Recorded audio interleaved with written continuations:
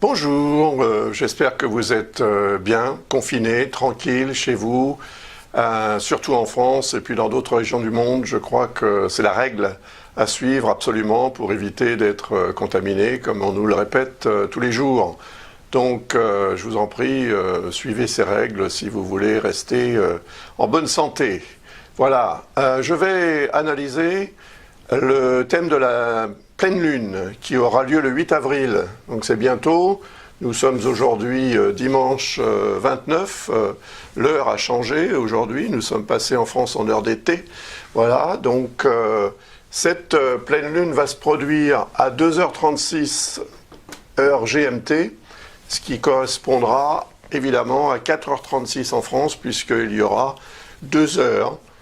Il y a maintenant 2 heures de décalage avec le GMT jusqu'au mois d'octobre. Ça, c'est le thème global, avec tous les aspects qui sont tracés au centre de ce thème et qui relient les éléments, les astres, entre eux de façon variée. Donc, ce qu'il faut retenir, à mon avis, dans un premier temps, c'est ce qui va se passer à partir de cette pleine lune. Parce qu'elle se produit sur l'axe Bélier-Balance. Le Bélier, c'est le signe de feu, le plus feu de tous les signes de feu. C'est le premier signe de feu. Il est, comment dirais-je, relié à l'idée de l'initialisation même du système solaire, voire de l'univers, pourquoi pas. C'est le Big Bang, c'est le premier signe du zodiaque. Il est représentatif du moment où la nature, dans l'hémisphère nord tout au moins, reprend ses droits. Elle renaît, c'est le printemps. Voilà, nous sommes donc au printemps. Et le fait est que cette opposition avec la Lune, qui est un élément très fréquent, puisqu'il se produit tous les 29 jours et demi, la plupart du temps, pas dans le même signe, pas dans les mêmes signes, bien sûr, puisque la prochaine fois que ça se produira, le Soleil sera en Taureau, la Lune sera en Scorpion, mais c'est un phénomène assez fréquent. Cela dit, il est représentatif quand même d'un moment fort, parce que la Lune a, comme on le sait, une attraction phénoménale sur l'énergie terrestre, et le Soleil aussi, bien évidemment. Donc la Lune, elle, dérive quand même beaucoup son énergie de celle du Soleil, puisqu'elle est éclairée par le Soleil, et cette nouvelle lune, cette pleine lune, représente effectivement un moment où, de notre point de vue sur Terre, la Terre étant au centre de ce système dit géocentrique, le Soleil et la Lune sont donc opposés, et le Soleil éclaire la Lune de plein fouet, donc au lieu de ce croissant-là, on a en fait, on a une lune qui est bien ronde. Mais au niveau de la symbolique astrologique et astronomique, d'ailleurs, on dessine la lune de cette façon. Voilà. Donc, il y a essentiellement dans cette logique d'opposition, donc de pleine lune, quelque chose qui doit se terminer. On arrive en fait à une période de lune dite descendante. À partir du moment où la lune sera pleine, elle va continuer son chemin en balance, puis passer dans le signe du scorpion, etc. Et en ce faisant, elle aura évidemment un effet fort à différents niveaux au fur et à mesure de ses périples. Mais elle est décroissante, donc elle va vers la pleine lune. La nouvelle lune, pardon, je vais y arriver, qui aura lieu le 23 avril. Et elle aura lieu donc cette pleine lune, cette nouvelle lune ici, en Taureau, à la longitude en fait pratiquement de Uranus. Donc on verra ça parce que ce sera aussi certainement un thème très intéressant à analyser. Donc cette pleine lune qui, si elle symbolise la fin d'un cycle, ou tout au moins elle symbolise le début de la fin. Ça peut faire peur à certains, ça. Mais le fait est que c'est représentatif d'un moment où il va falloir en finir avec quelque chose, accepter de de terminer un travail, de clôturer un dossier, de s'engager dans quelque chose, pour s'engager dans le but de s'engager dans quelque chose d'autre. Maintenant, la pleine lune précède la nouvelle lune. La nouvelle lune représente un moment d'initialisation, un moment où on va justement au contraire démarrer quelque chose. Donc, cette période de la pleine lune jusqu'à la nouvelle lune, qui va durer un peu moins de 15 jours, peut être représentative d'une période de gestation, de préparation. Et comme le soleil est en bélier, et donc qu'on est au printemps, dans l'hémisphère nord tout au moins, comme je le disais tout à l'heure, l'idée d'un nouveau départ peut être envisagée. Mais tout départ, que vous partiez en vacances, que vous partiez acheter faire vos courses ou autre, ça se prépare, disons. Et donc, cette notion de préparation peut être reliée à cette période de la pleine lune jusqu'à la nouvelle lune. Elle se trouve dans le signe de la Balance, qui est le signe de l'autre et des autres. Donc c'est dans le relationnel qu'il y a quelque chose qui peut être aussi envisagé en termes de préparation. Si par exemple vous avez un projet qui implique quelqu'un d'autre, ou bien un projet professionnel qui va impliquer automatiquement la signature d'un contrat, ou bien c'est la fin d'un cycle pour vous sur le plan professionnel avec un éventuel nouveau départ ou recommencement lors de la nouvelle lune qui aura lieu le 23 avril, ou à partir de cette date, tout au moins pendant la période de nouvelle lune, jusqu'à la pleine lune qui aura lieu 14-15 jours plus tard que cette nouvelle lune du 23 avril. Donc on n'en finit pas, c'est cyclique, c'est constant, c'est tout le temps. Sauf que il arrive évidemment que ces phénomènes astronomiques, pleine lune, nouvelle lune, se produisent à des endroits plus sensibles que d'autres. Et là, effectivement, sans aller jusqu'à dire que ces deux endroits, Bélier-Balance, soient des endroits sensibles, ils le deviennent parce qu'il y a un phénomène de dissonance, comme vous le voyez ici, ces lignes rouges, avec le signe du Capricorne, dans lequel se trouvent Jupiter et Pluton. Voilà. Donc ça, c'est une configuration majeure, parce que nous sommes dans une période assez terrible, du point de vue destruction, représentée par Pluton, et la Lune, symboliquement, représente la famille, et bien des familles vont être touchées par ce qui se passe en ce moment, évidemment, de par le monde. Si on entend dire que 3 milliards de gens sont confinés chez eux, c'est pratiquement la moitié de la population du globe qui est confinée chez soi. Par contre, les autres qui ne sont pas confinés dans certaines régions du monde vont peut-être finalement aussi devoir le faire plus tard, si cette vague de pandémie les atteint, ce qui n'est pas évidemment souhaitable, mais je pense qu'il y a des risques quand même. Donc là, on est dans une notion avec Jupiter d'expansion. C'est ce que représente Jupiter. Donc il va y avoir certainement une aggravation représentée par cette conjonction Jupiter-Pluton et une augmentation du nombre de victimes. Bon, ça c'est sur le plan global, général, la planète étant touchée par ce que vous savez maintenant, donc il faut s'attendre évidemment à une augmentation plutôt que le contraire de cette problématique, tout au moins pendant un temps. Et les chiffres qui seront annoncés probablement aux alentours de cette pleine lune, à partir du moment où la lune va entrer en Balance, donc vous voyez ici elle est à 18 degrés 40, donc pratiquement 20 degrés. 20 degrés ça correspond à 40 heures, donc 40 heures avant cette pleine lune, la lune va entrer en Balance, et à partir du moment où elle sera en Balance, elle va entrer en dissonance ici avec les nœuds lunaires qui sont sur l'axe Cancer-Capricorne. Cancer, c'est la famille, Capricorne, c'est le pouvoir, et c'est c'est ce qui se passe, c'est la fatalité en fait. Le Capricorne est relié à l'énergie de Saturne, qui représente le karma, qui représente les épreuves de haut niveau, qui, même si elles sont très difficiles, peuvent aussi nous élever, nous permettre de nous élever au-dessus d'un certain plan sur lequel on avait l'habitude de naviguer, et qui n'était pas nécessairement le meilleur.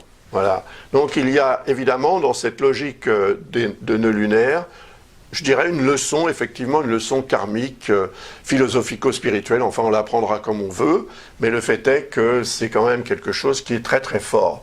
Et donc, à une quarantaine d'heures avant, donc on sera le 6, en fait, le 6 avril, la Lune commence son transit dans le signe de la Balance, et je pense que les chiffres de par le monde de cette problématique pandémique vont augmenter et les résultats ne seront pas forcément les meilleurs. Après, la Lune va transiter en Scorpion, donc à partir du moment où elle sera en Scorpion, et là on a une vingtaine d'heures après, donc en fait on sera encore, pour la France par exemple, ce sera le 9 au tout début de la journée du 9, c'est-à-dire à 0h30 ou 1h du matin, la Lune va passer dans le signe du Scorpion, et là, en fait, elle va devenir favorable à l'énergie Jupiter-Pluton. Et il n'y aura plus ce phénomène d'opposition. Donc il est possible qu'à partir du 9, effectivement, la situation commence à s'améliorer. Mais ça n'est que par rapport à une seule configuration, on peut dire, c'est-à-dire cette dissonance qu'on appelle une quadrature entre la Lune et Jupiter-Pluton. Celle-là ne va pas durer très longtemps, c'est sûr, puisque la Lune est un astre très rapide, qui ne passe que 2 jours et demi dans un signe environ, mais par contre, le Soleil, lui, va rester plus longtemps. Il restera en Bélier jusqu'au 20 avril, voire 19, je crois, cette année, puisque c'est une année bissextile, les entrées du Soleil dans les signes sont avancées d'une journée. Donc, le 19 avril. Donc, jusqu'au 19 avril, on est quand même soumis à cette énergie solaire. C'est l'énergie de la vie. Et Pluton représente la mort. Vous voyez cette dissonance, elle est compréhensible. Et elle est dans tous les esprits, en fait.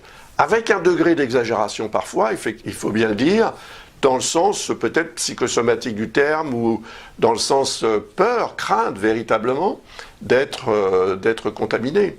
Et cela peut nous rendre plus, comment dirais-je, vulnérables, plus peut-être que c'est un phénomène un petit peu comme un phénomène d'envahissement. Donc, en imaginant par exemple que ce virus soit ces virus soient des extraterrestres, voilà, ils sont en train d'essayer de prendre possession de l'humain pour s'emparer de la Terre à leur manière. Voilà, c'est une image, c'est tout, j'espère tout au moins. Donc le fait est que cette position du Soleil représente notre énergie à vouloir combattre.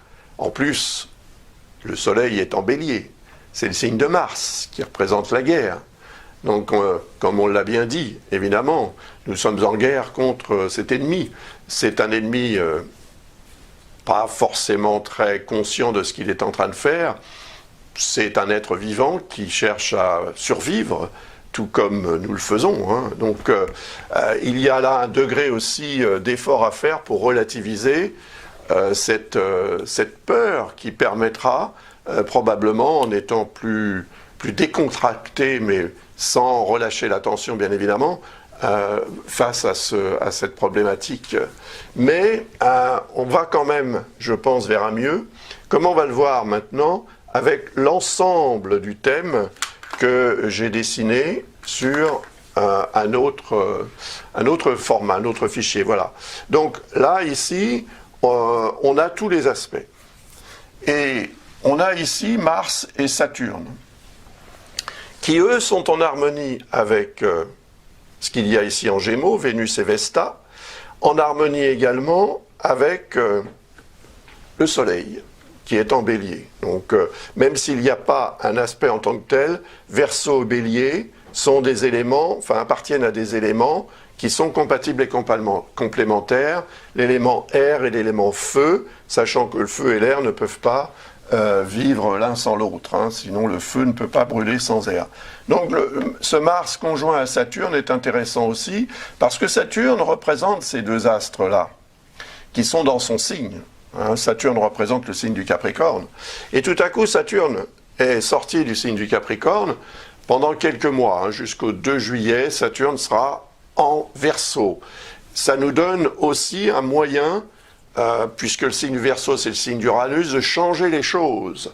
Le signe du Verseau, c'est le signe des inventeurs, par exemple. Donc découverte, invention, originalité, dans la façon de gérer les choses, permettra d'apporter des solutions. Et Mars représente aussi la fonction beaucoup plus musclée, en fait, qui va permettre probablement aussi d'entrer dans l'action de manière plus efficace. Et Mars représente aussi la seringue, hein, comme je l'avais évoqué aussi quand j'ai fait l'analyse du thème de l'entrée de Saturne en Verseau. Il me semble me souvenir que j'ai parlé de Mars en tant que seringue qui pouvait injecter soit un vaccin, soit un traitement. Donc voilà, on en est là. Et vous voyez que Mars et Saturne sont en harmonie avec Vénus et Vesta, pour Vesta qui représente l'harmonie en elle-même, et Vénus qui représente le bien-être aussi, qui peut découler de tout ça, avec, dans le signe des Gémeaux, le rapport à la communication aussi. Donc les rapports humains peuvent s'améliorer aussi considérablement. On voit effectivement beaucoup de cas de solidarité spontanée qui sont effectivement admirables. Et on a donc là quelque chose de très fort. Le personnel soignant, lui, est représenté par Mercure et Neptune, qui sont ici dans le signe des Poissons, et en dissonance relative, c'est un quinconce avec la Lune. Et ce quinconce avec la Lune peut être symbolique au moment de cette pleine Lune d'une hésitation, d'une incertitude qui peut empêcher ou gêner le processus d'évolution des choses dans le sens positif du terme. On sait que le corps médical a ses habitudes qui ne sont pas forcément les mêmes qu'un autre, qu'un autre clivage de ce corps médical, et donc ça peut créer des dissonances, des contrariétés entre eux, et donc des blocages, des ralentissements, et peut-être aussi des retours en arrière. Là, Mercure représente la communication, il est relié à Vénus Vesta, qui sont dans le signe de Mercure, et qui représentent le bien-être et les satisfactions qui peuvent en découler, et qui représentent aussi par un lien très bénéfique avec Chiron et la Lune noire, la possibilité de lever le voile sur une problématique existentielle qui est en rapport avec la santé que représente Chiron, sachant que la Lune noire, elle, représente les zones d'ombre qui planent encore sur la situation. Donc il y a un potentiel, mais étant donné que ces deux astres-là, Vénus et Vesta, qui sont en harmonie avec Saturne, et Mars sont dans le signe des Poissons, puisqu'ils sont reliés à Mercure, qui lui est dans le signe des Poissons. Donc, en fait, c'est cette énergie Poisson, qui est quand même l'énergie du doute et de la confusion, qui peut empêcher ou freiner, ralentir ou produire même des contrariétés à différents niveaux dans la vie de tout un chacun. Donc, il y a ça de très positif, et en fait, c'est tellement positif qu'à mon avis, ça va dominer un peu les choses, parce qu'on a de l'air, et on en a ici aussi, et on a du feu dans le signe du Bélier. Donc ça veut dire que le feu va être très très attisé, et ça permettra probablement de prendre des décisions qui seront fortes et qui seront efficaces. Pour vous, comme par rapport à la situation qui est dans les mains des gens qui soignent, bien évidemment, et qui sont les décideurs. Pas ceux qui soignent, mais ceux qui décident pour ceux qui soignent, et qui les incitent donc à soigner de telle ou telle façon. Ça fait partie de la situation actuelle. Mais dans la vie de tout un chacun, cette conjonction Mars-Saturne en harmonie avec Vénus et Vesta, ainsi qu'avec Chiron et la Lune noire, peut permettre à différents niveaux d'obtenir d'excellents résultats pendant cette pleine Lune. Donc il y a quelque chose de très intéressant à en tirer. Alors j'ai inscrit des dates, comme vous pouvez le voir ici. La Lune va arriver à la conjonction de celle-ci, hein, c'est-à-dire de Jupiter et Pluton, le 15 avril. Et donc, elle sera encore en dissonance avec le Soleil dans le signe du Bélier. Et là, on peut avoir effectivement une montée en puissance de la problématique actuelle.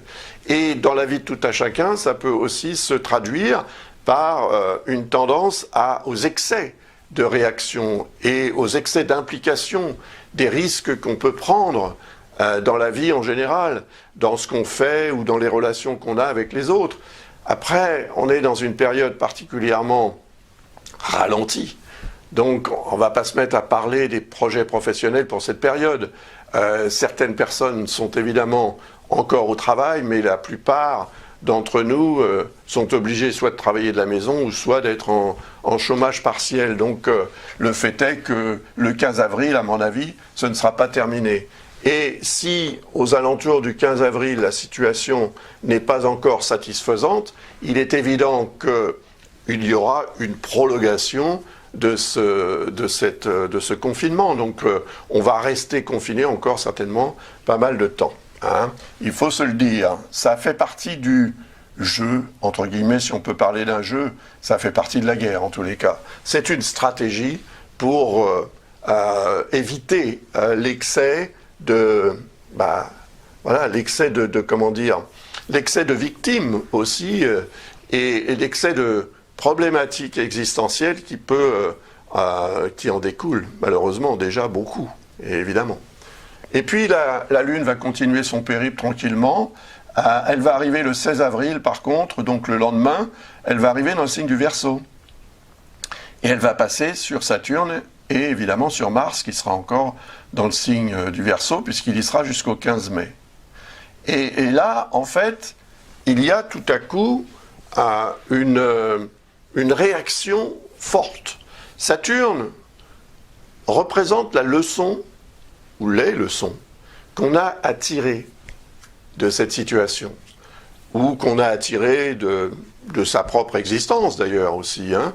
Saturne représente le passé et la charge karmique qui nous incombe à tous de gérer au maximum. Donc on a des leçons à apprendre là. Et depuis que Saturne est en Verseau, ce qui date du 22 mars, je crois, oui c'est ça, qui date du 22 mars, donc très récemment Saturne est entré en Verseau et tout à coup on a une effervescence de solutions possibles qui s'offrent à nous. C'est tout à fait symbolique du Verseau, qui est le signe de l'invention, de l'inventeur et de l'originalité. Donc ça peut partir un petit peu dans tous les sens, mais Saturne n'est pas un astre qui part dans tous les sens. Il représente le signe du Capricorne, qui est un signe particulièrement, en général, évidemment, il y a Capricorne et Capricorne, mais si on regarde la symbolique du Capricorne de base, c'est quelqu'un de droit, de structuré, et qui s'attelle à la tâche et qui est assez endurant et déterminé pour atteindre les buts ou les sommets qu'il a besoin d'atteindre, parce que c'est aussi un personnage qui a besoin d'apprendre, qui apprend spontanément des leçons, enfin des expériences qu'il vit, et les épreuves en particulier, qui sont d'ailleurs représentées par Saturne. Donc l'épreuve, elle est là. On est tous dedans, on est tous impliqués plus ou moins directement, mais le fait que Saturne soit en Verseau maintenant permet ce que je viens de vous expliquer à propos de cette effervescence. Et Mars, c'est l'action. Donc il y a des gens qui vont agir. On n'est pas encore dans l'énergie du transit de Mars en Verseau, puisqu'il va commencer le 31 mars. Aujourd'hui, on est le 29, donc c'est dans 2 jours. Dans 2 jours, Mars entre en Verseau, peut-être même le 30 d'ailleurs, dans la journée du 30, c'est possible. En tous les cas, voilà, c'est très très proche. Et à partir du moment où Mars va être en Verseau, son énergie va vraiment s'exprimer pour tirer, pour en tirant les leçons représentées par Saturne de ce qui s'est passé il y a quelque temps, d'agir. Et d'agir, vous voyez, l'action, elle est menée vers Vénus et Vesta, elle est menée vers Chiron et la Lune Noire. Alors, Chiron, évidemment, c'est la maladie, hein, la santé et la maladie, et la Lune Noire, c'est la zone d'ombre. Donc qu'est-ce que c'est que ça? Et le Soleil, c'est la lumière. Donc tout à coup, la lumière peut être faite, effectivement, sur cette zone d'ombre, et une solution peut être trouvé pour réharmoniser les choses. Quand la Lune va arriver là, le 16 avril, elle y séjournera le 17 et une partie du 18, eh bien, elle va évidemment avoir un effet aussi sur la mise en action. Je dirais que la Lune représente aussi l'émotionnel de tout un chacun, mais au-delà de ça, la Lune, c'est la famille, et au-delà de la famille, c'est le pays, et au-delà du pays, c'est le monde. Donc la Lune, c'est la terre nourricière, en fait, hein, c'est notre planète, finalement. Bien que ce ne soit qu'un satellite de la Terre, sans ce satellite de la Terre ne pourrait pas exister comme elle existe. Donc c'est un astre essentiel. D'ailleurs, la Lune représente la mer, donc en astrologie, et c'est vraiment un astre qui permet d'enfanter et de continuer à vivre et à, comment dirais-je, à propager, à faire, je vais y arriver, à propager la race humaine, la race animale, les plantes, les insectes, etc. La Lune agit sur tout ça, les marées bien évidemment. Et quand elle va passer à la conjonction de Saturne et de Mars, elle aura un effet justement en termes de marée. Peut-être que c'est un moment où les marées seront fortes, oui, peut-être aussi. Mars-Saturne, ça peut représenter aussi une période marquée par des orages et des tempêtes même, puisque c'est dans le signe de la Balance que ça se passe. Ça, c'est encore possible. Mais étant donné les configurations très favorables avec Vénus, Vesta, Chiron et la Lune noire ainsi que le Soleil, je pense qu'il y aura une avancée significative et beaucoup d'espoir. Un espoir qui sera, je pense, rationnel, puisque Saturne en représente cela aussi, hein, le côté rationnel de la personnalité, mais également le côté fataliste. Il faut bien le dire, voire même parfois le côté un peu négatif. Donc ce Saturne, il est sympathique dans le signe du Verseau, mais il est dépendant de l'énergie d'Uranus, et cet Uranus, il est là en Taureau. Il est dans le signe de Vénus, vous voyez ? Et Vénus est là dans le signe de Mercure, qui lui est dans le signe de Neptune, conjoint à Neptune. Mais Uranus, lui, est en dissonance avec Saturne, et en dissonance avec Mars également.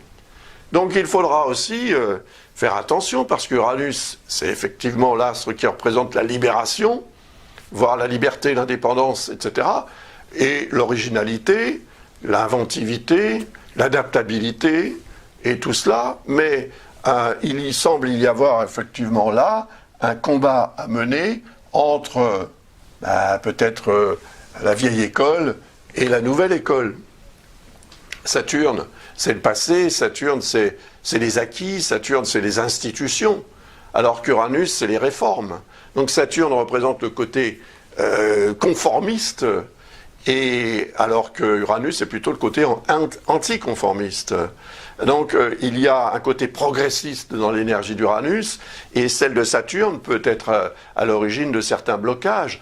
Et quand la Lune va passer ici aux alentours du 16 avril, eh bien, il est probable que cela déclenche aussi certaines hostilités dans les rangs, hein, de ceux qui gèrent la situation, mais dans votre vie aussi, par rapport à ce qui doit changer éventuellement, qui est représenté par Uranus. Et qu'est-ce qui doit changer? C'est la relation qu'on a à la Terre. Uranus est en Taureau. Le signe du Taureau, c'est le signe de la terre, c'est le signe de l'agriculteur, de l'agriculture, c'est le signe, en fait, de la bouffe, tout simplement. C'est un terme qui est un petit peu cru, mais c'est vrai, c'est le deuxième signe du zodiaque. Il est relié à la maison 2 par analogie, et la maison 2 en astrologie représente notre rapport à la matière de la vie. Donc ça passe par l'alimentation, car c'est la première chose dont on a besoin, en tant qu'être humain, en tant qu'être vivant, c'est de se nourrir. Et tant qu'on se nourrit correctement, tout va bien, et quand on arrête de se nourrir correctement et qu'on mange n'importe quoi, ça finit par produire des perturbations, et puis c'est aussi la culture un petit peu n'importe comment, qui peut engendrer des dérives, tant au niveau bactériologique, qu'au niveau des microbes peut-être. On ne peut pas savoir exactement, on le saura peut-être un jour, mais le fait est que ce transit d'Uranus en Taureau nous appelle au changement. c'est un changement de regard sur la manière dont on vit la vie sur Terre. Ça, c'est très important. Seulement, on se heurte à Saturne, qui représente voilà, les habitudes prises. Et ce sera, à mon avis, assez compliqué de se débarrasser de ces habitudes-là pour passer à autre chose et se libérer de ce qui nous empêche finalement de vivre correctement. Parce qu'à un moment donné, effectivement, la façon dont on a vécu jusqu'à présent l'évolution de la société, des technologies depuis le début du XXe siècle, c'est un peu du délire, il faut bien le reconnaître. Donc il y a une modération à envisager, et ce Saturne qui arrive dans le signe d'Uranus, avec un Uranus en taureau, met l'accent là-dessus de façon très, très brutale. C'est vrai que Saturne représente les leçons karmiques, donc on en est là. Voilà. Alors qu'avec Mars, il peut y avoir comment dirais-je, des tensions, effectivement, et ces tensions vont émaner, à mon avis, d'une tendance qu'on va peut-être avoir à vouloir se débarrasser trop rapidement du problème pour passer à autre chose ou revenir à ce qu'on était avant. Est-ce que ce sera jamais comme avant ? Je ne sais pas, peut-être. Je pense que l'humain a aussi une capacité à oublier et à reproduire des schémas qui lui conviennent sur le moment tout au moins, sans nécessairement se transposer dans l'avenir à suffisamment long terme pour prendre conscience des conséquences de ces actes. Et oui, après le 19 avril, la Lune va arriver ici, à la conjonction de Mercure et de Neptune. Cette conjonction, elle est intéressante, bien qu'elle soit ici au quinconce de la Lune, mais la Lune, elle ne sera plus là, elle sera là. La conjonction Mercure-Neptune, c'est la conjonction du rationnel et de l'irrationnel. Donc Mercure représente nos neurones et ce qu'on en fait. Mercure représente la façon dont on communique. Dans la mythologie, c'est le messager des dieux, donc c'est notre capacité intellectuelle à communiquer avec ceux qui nous entourent et puis aussi à percevoir le monde d'une certaine manière. C'est notre vision des choses et la manière dont on les intègre pour les transformer en informations et ensuite éventuellement partager cela avec les autres. Donc Mercure, c'est notre capacité aussi, c'est notre cortex, c'est notre matière grise. Et Neptune, c'est l'intuition. L'intuition, l'inspiration et la connexion qu'on a aussi avec la dimension spirituelle. On est tous quand même des êtres spirituels, bien qu'on soit tous prisonniers de cette matière qui est notre corps, jusqu'à la fin de notre vie, il en sera ainsi. On s'en évade la nuit, quand on dort, et qu'on fait des rêves ou des voyages astraux, mais on est quand même prisonnier fondamentalement dès que notre esprit revient à la charge et qu'on se remet à penser consciemment aux choses de la vie. On se rend bien compte qu'on est effectivement prisonnier de cette enveloppe charnelle qui est la nôtre et qu'on n'apprécie pas nécessairement. Tous les gens ne sont pas heureux d'être dans le corps qu'ils ont. Donc, voilà. Mais Neptune représente cette connexion qu'on a avec la dimension spirituelle. Et dès lors que le mental représenté par Mercure est proche de cette connexion, eh bien, ça permet d'avoir aussi une vision différente des choses. C'est-à-dire que Neptune représente l'invisible, en fait. L'invisible, c'est quoi ? C'est ce microbe, peut-être, qu'il est invisible, effectivement. L'invisible, c'est aussi l'astral qui nous entoure, l'air pur, qui est maintenant beaucoup plus pur qu'elle ne l'a pas été depuis des lustres. Merci à toutes ces industries qui ont arrêté de travailler et de faire tourner leurs cheminées ou de créer de la pollution. Merci à toutes ces voitures qui ne circulent plus, etc., etc. Et les avions aussi, bien évidemment. Donc, même si ça a un impact disons, catastrophique sur la société d'un point de vue économique, ça a un impact extraordinaire sur l'énergie de la planète qui enfin respire. Le prana va de nouveau faire son entrée dans nos poumons. Et c'est bien quand même symbolique de cette énergie actuelle, enfin de cette situation actuelle avec un virus qui attaque justement le système pulmonaire et qui nous empêche de respirer. Ce qui nous empêchait de respirer avant, c'était la pollution.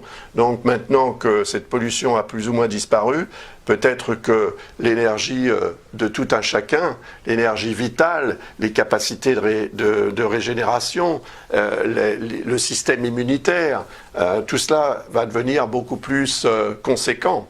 Mais ce sera aussi parce que on va peut-être devoir prendre davantage conscience de l'invisible qui nous entoure et de s'y connecter à cet invisible, de se reconnecter à l'âme, en fait, à l'âme, soit à la nôtre, soit à celle de la Terre.